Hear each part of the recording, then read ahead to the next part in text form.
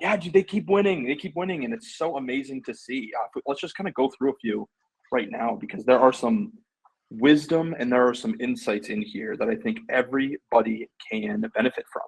And earlier, Dave, before you hopped on, I asked, like, whose first live stream is this? And a dozen people raised their hand, which excites me so much because when we read and we go through these portfolio reviews or when people make these posts of celebrating their wins, not only is it like, hey, let's celebrate together, but here's some wisdom, right? Here's some guidance that I can provide to you.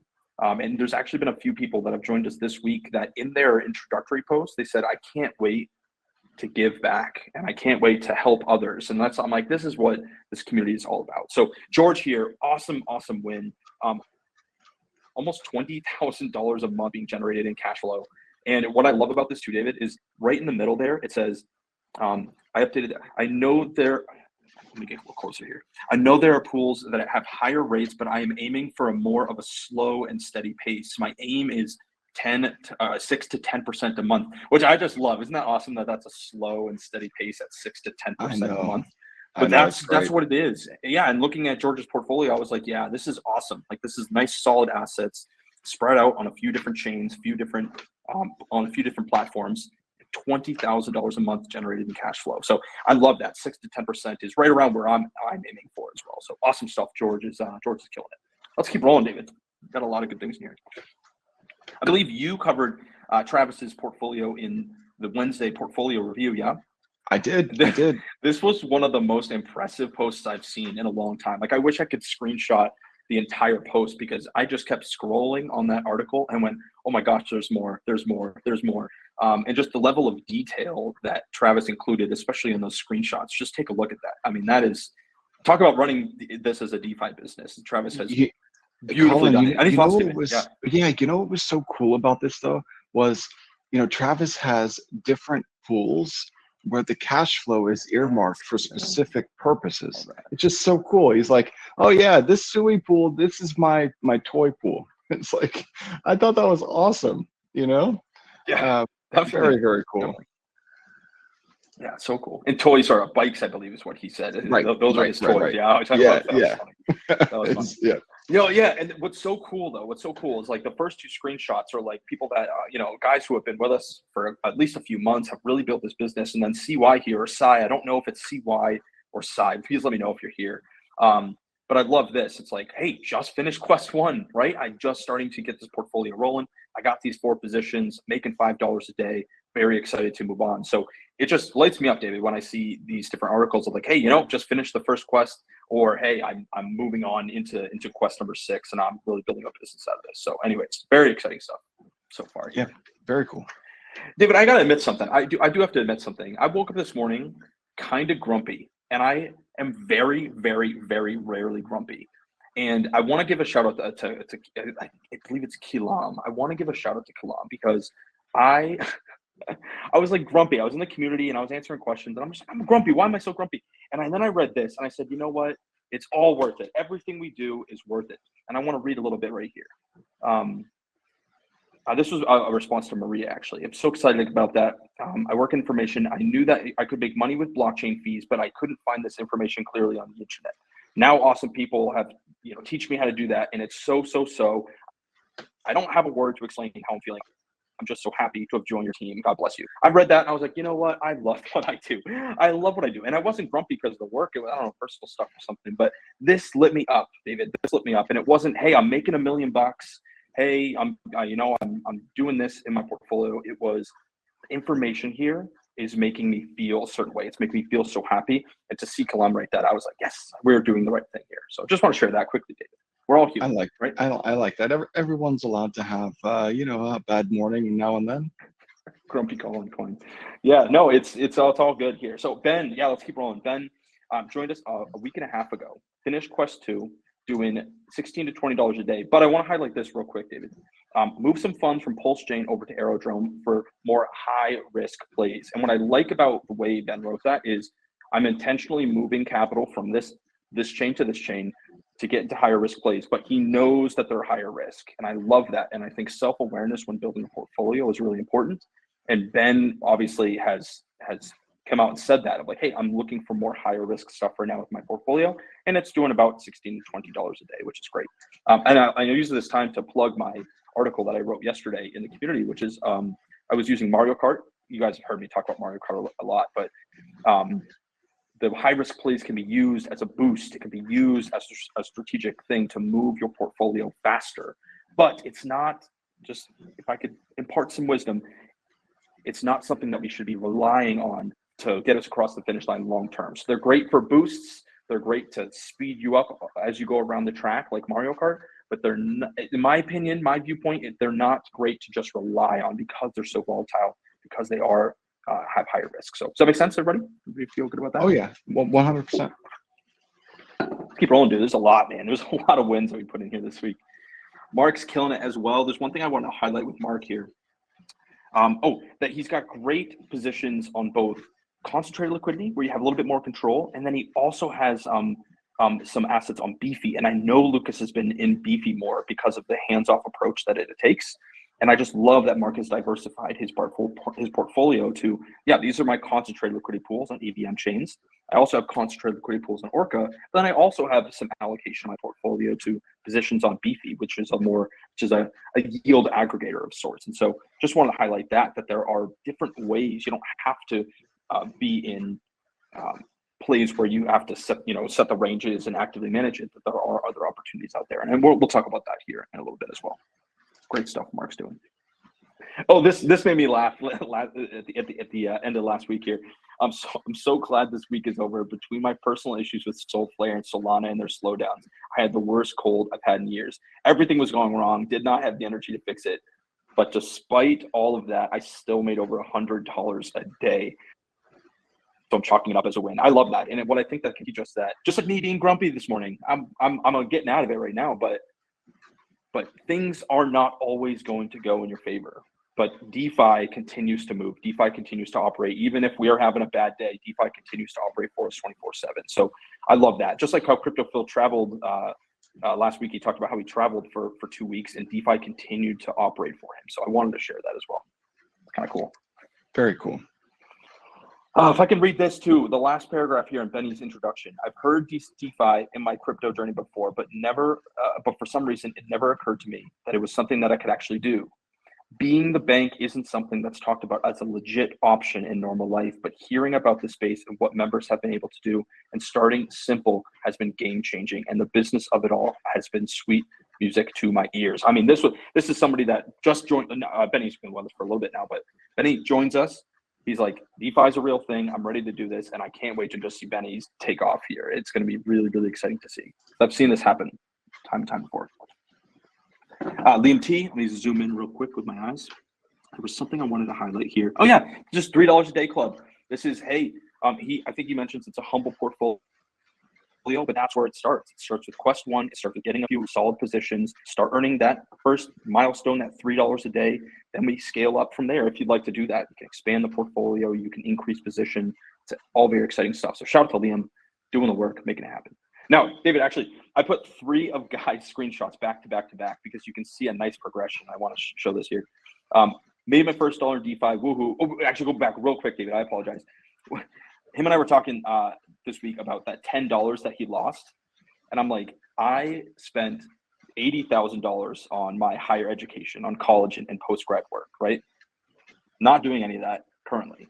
And so when I think about $10 being a perfect education for learning DeFi, it lights me up when I see that, because I'm like, oh, like I spent $80,000 on education. I wish that I spent $10 and lost it in a way to learn and master this DeFi stuff. So Guy and I were joking about that the other day. But yeah, let's go to the next one right here. So this is now, he's tested it. He's got up his first position, working towards $3 a day in DeFi. Still's got a learning curve ahead of him, but he's willing to do the work. So now we see a progression, right? Then the next one is, I did it, first portfolio live. Now Guy is fully stood up, and this was all done in a week. And so what I love about this is that the learning curve may seem steep, but if you do put in the work and you go through the quest, you go through the education and take action, you can start to master stuff very quickly. And so one thing I want to highlight here with Guy, and then I'll shut up here, David, is that I love the structure of this portfolio review post that Guy put out, which was, hey, little introduction. Let's kind of frame it up. then here's the opportunity, here's the capital, here's the returns I'm getting. Here is my strategy. I love the strategy talk, not just like I'm in this pool, like now what? It's the strategy is not thought out. Here is the experience that I've had. Here is some wisdom, and let's wrap it up. Anybody got any thoughts? If I could model a portfolio review, this is it. I love the way this is structured. So take note, everybody. But anyways, it's awesome stuff. Yeah, very, very cool. I mean, there's so many more, David. We can keep going. I mean, there's dozens and dozens of these every single week. But looks like Benny Lim here got his first 2 positions in Aerodrome. I agree. I mean, there's a big narrative. I want to say this, David. We don't chase the hype, but we pay attention to narratives and we just step into the flow. And so there's a lot of flow going through base right now. And so I'm starting to see a lot of members take advantage of that. Not from a FOMO standpoint, but hey, there's a lot of volume on Aerodrome. Let me step into that. Let me set up my lemonade stand right here where all the people are congregating so that we can collect those fees. So Benny's doing a great job of that so far. Oh, this was awesome. David, I don't know if you read this one. This is so awesome here, but I don't know if I should read this whole thing, but y'all should go through the report and read it yourself. But one thing I wanted to highlight was right in the middle. Right here. I broke my arm last week. I had some time to think after my surgery. What I really appreciate about the UIG and what I have never experienced in any job is the common goal that we all pursue.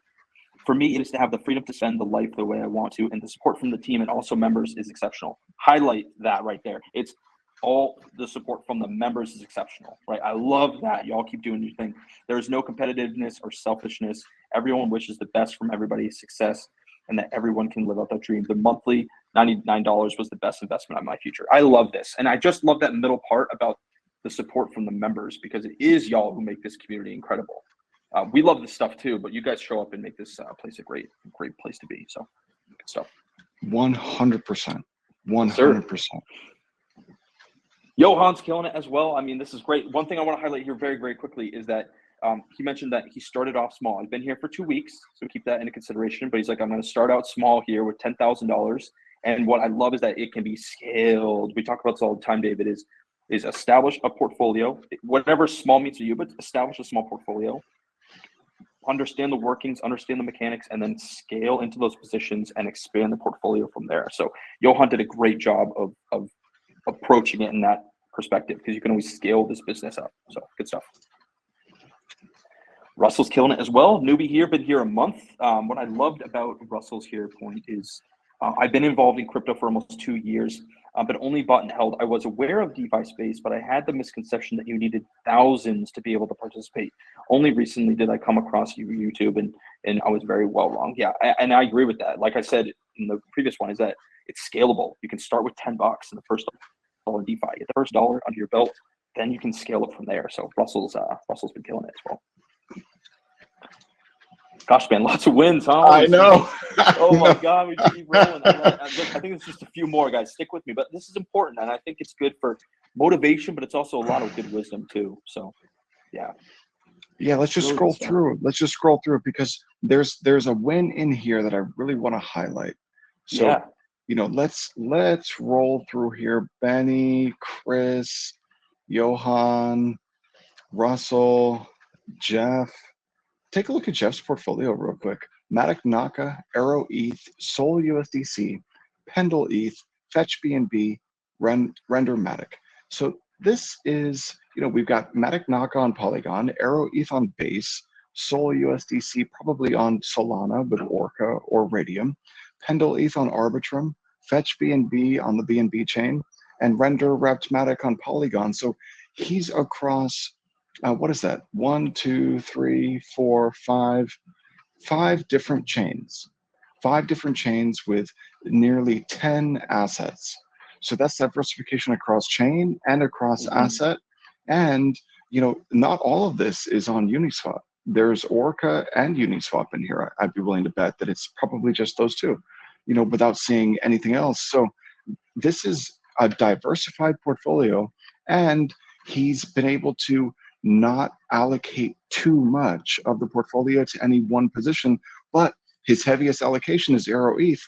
Why? Because Arrow ETH is just on a tear and producing results. Love it. Jeff, I mean, this is great. He also wrote there too, David, that he was a stock trader, so 15% was his target, right? That was the best. And he's like, on the worst days, he's like, I'm averaging 90% APR, but 50% APR to 90% APR on the worst days, but on average, it's been around 200. I don't know if you've read that, but like that is, it is kind of a mind-bending thing when you're in more traditional financial vehicles and then you start to do DeFi. It's like, whoa, this is way different. This is a different animal. So it's kind of cool to see Jeff realize that. So. I know. It's just we live in DeFi land. Yeah, we do. Right. Warped our I know. So let's take a look at Olaf's portfolio real quick. Well, I wish I could, but I can't read it and I can't zoom in either. So that's a shame. But week 4 update. So Colin, what's been going on with Olaf? Yes, sir. And to understand, everybody, that these are all in that portfolio review group, right? And so we take screenshots of it, but a lot of these portfolio reviews, there are paragraphs upon paragraphs of incredible wisdom. So I want to take a minute before I dive into Olaf's, is that if you're like, man, I wish I could see that, absolutely go right into that portfolio review group, search Olaf's name and read that whole thing, because there's incredible, not only wisdom, David, but you talk about it too. It's a great place to hunt for positions, right? What is Olaf doing? What are the realized returns that Olaf is seeing? And can I, take a little bit? Can I go, okay, let me go research that position now. So anyways, yes, there was one thing I wanted to highlight here with Olaf's here. Oh yeah, right there, the second paragraph. Oh, or right here, the first one there. I joined the UIG has changed a lot about my mindset, and I'm seeing that a lot too. Of I'm learning more about mindset. I'm learning more about the speed of money and how I can use my mind to then like create a portfolio that like aligns with me, if you will, right? And instead of it being like, let me just go chase the ROI Dapps, let me go chase the high returns. It's like it's just a way to calm yourself down, detach yourself emotionally, and move forward from there. But he also said, I used to be so hung up on trading and constantly fearing that I would miss my entry target. I was constantly checking my phone, whether in my free time with my family at work. Right now, I am earning all of this. Right now, I'm earning a steady passive income. I've come to the conclusion that it's not exhilarating. For me, it still is, but let's keep reading. For me, it's not exhilarating. It's not exciting. There's no dopamine rush. It's a steady, consistent income. And as it should be. This is a business. I love that. It's like, this doesn't have to be, I still get extreme excitement from it, but I guess from the flip side is I used to wake up at 2 a.m., 3 a.m. and check my portfolio way back in the ROI Dapps days. Never once have I felt the need to do that in True DeFi here, because I'm in assets, I'm in positions that I like and want to hold long term. And so I'm starting to think that Olaf is feeling that as well, of this is a business, this is nice and steady, this is semi-boring in a way, and that's how it should be. So anyways, David, I think that's a good little wisdom there. Last couple here. Adam, what a crazy day, 173 collected in 24 hours in 2 pools. Incredible. I don't know the context of that, but I just remember screenshotting that during one of the calls this past week, and that's awesome to see. And then Marco